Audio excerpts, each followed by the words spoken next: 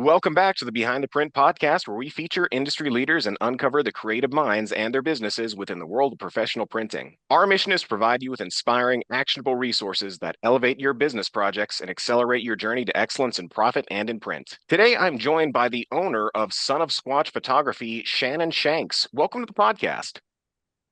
Nice to meet you. Thank you for joining us.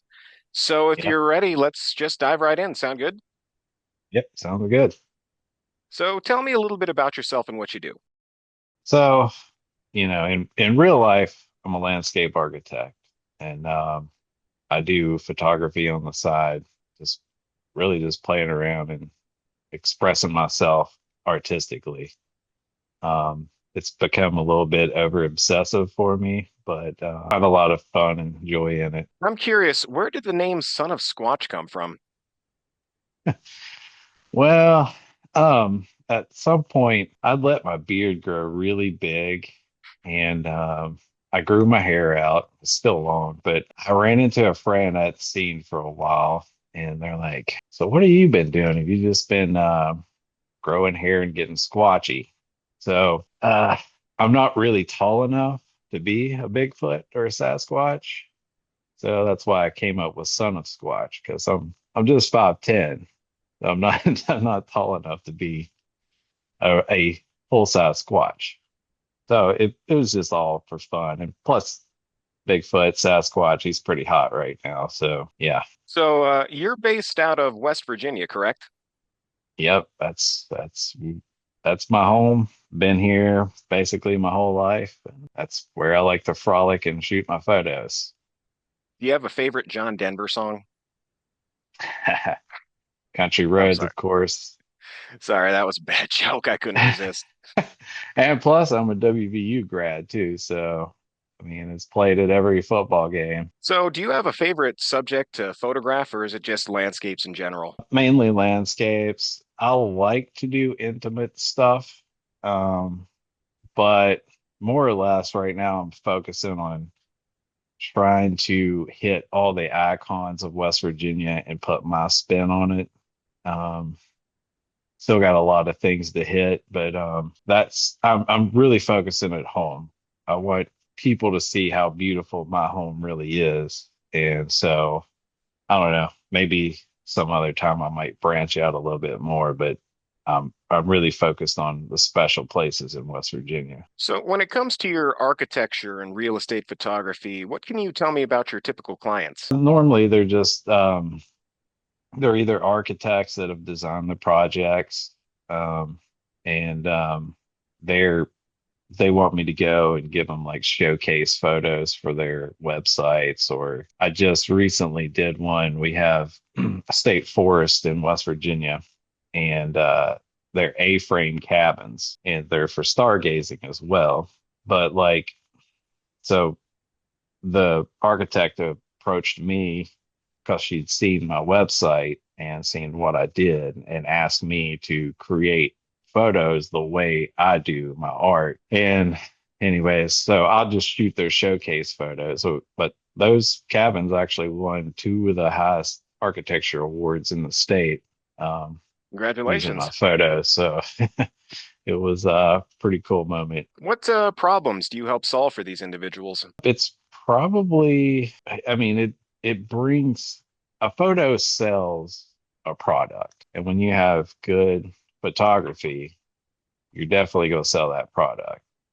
So I just help them sell their product better. Can you expand on that a little bit more, like how you go about solving these problems? I just really just go out there and do my thing. Like I don't think about their problem solving because they approach me because of what I do. I just go do my thing.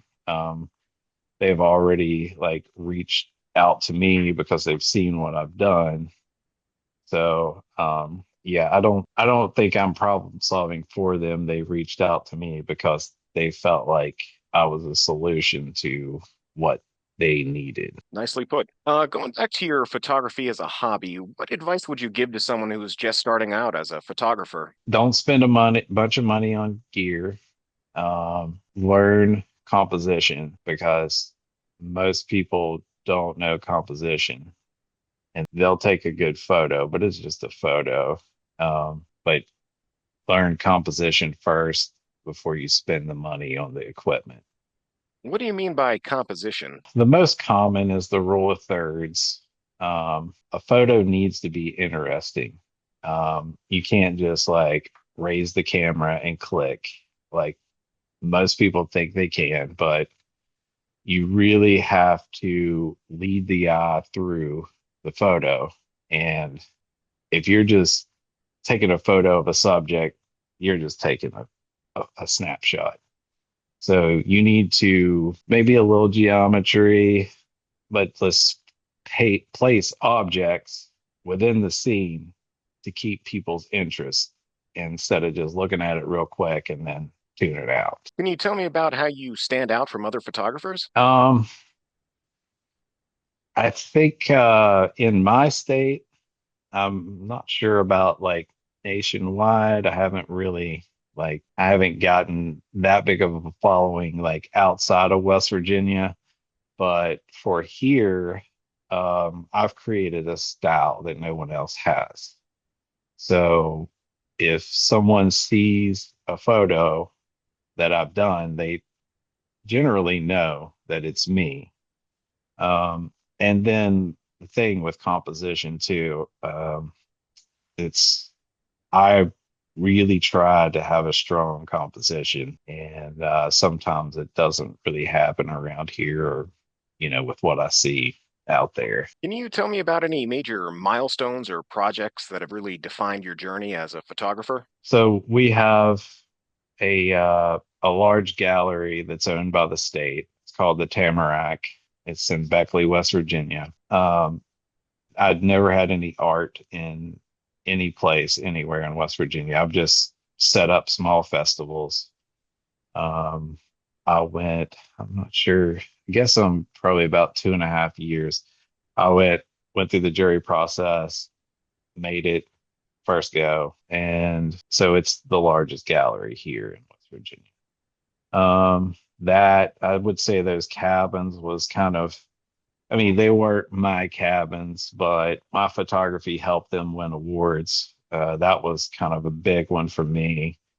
And last year, they have a magazine here in West Virginia called West Virginia Living, and I was voted the best professional scenic photographer in the state for 2024. So those were kind of big ones for me. And plus, I've been out there and I've been blessed with some scenes that people shot like 30, 40 years. And I just picked up the camera at the end of 2017. Like I've seen skies like people wish they would at special places. And um, those are really big moments when I can come home with an image with like I guess an environment like that the atmosphere is all there. Like those are probably bigger achievements in my brain to be able to come back with that than like winning an award or something like that. It's just really neat to get a great scene. Well, you're definitely blessed with one of the most scenic locations in the country. We sure are, and we're underrated. Can you tell me about any challenges or obstacles that are holding you or your business back right now?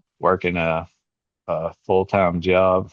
I can't I can't get out there to shoot as much as I would want. I mean, I work your typical, basically 8 to 5 here in an office, and get about an hour in the evenings. That's all I get, but that's what's holding me back. And algorithms, algorithms and social media. I've kind of lost the favor somehow in those, and I'm not getting the engagement like I used to. Can you tell me about how print has helped elevate your business? So to me, print it's the ultimate like finality of photography.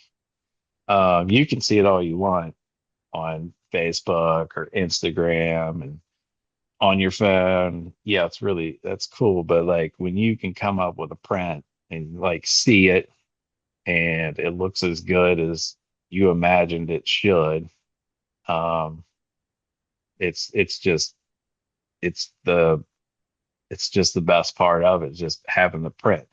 And then when you have the print, when people want them and they actually see how much time and effort you put into creating that file photo that you've had printed, and they enjoy it for a long time too, because it's just all the detail and all the time you've thought about it. It's just the top of the end game for your photo is to have someone take it home. I 100% agree. I think with print, it's something physical, something you can hold in your hand and like put on your wall. It's more Yeah, permanent. yeah, and most people, like, they're like, this looks way better than it did, like on my phone or whatever. But that's just the way, prints are. And if you can get people to print them, then most of them want to check it out digitally and move on. But the ones that do get it, it's they understand it. So, sort of a different question for you here. If you had a day completely free to spend however you'd like, how would you spend it? I would probably get up as early as possible, hope for fog, hit the blue hour, a little bit of the gold hour, run off to lunch somewhere, and then go back the last hour of the day, and then probably just go back to bed and try to do it again the next day if I can. Sounds like a great day. Yeah, we're up here in Montana, so we're blessed with some pretty good locations around here as well. Mm. Yeah, hopefully someday I'll head out that way. So, one last question for you. How can our listeners get in touch with you, collaborate with you on a project? What's the best way to get in touch? So my most active platform is on Facebook. It's Son of Squatch Photography dash SC Shank.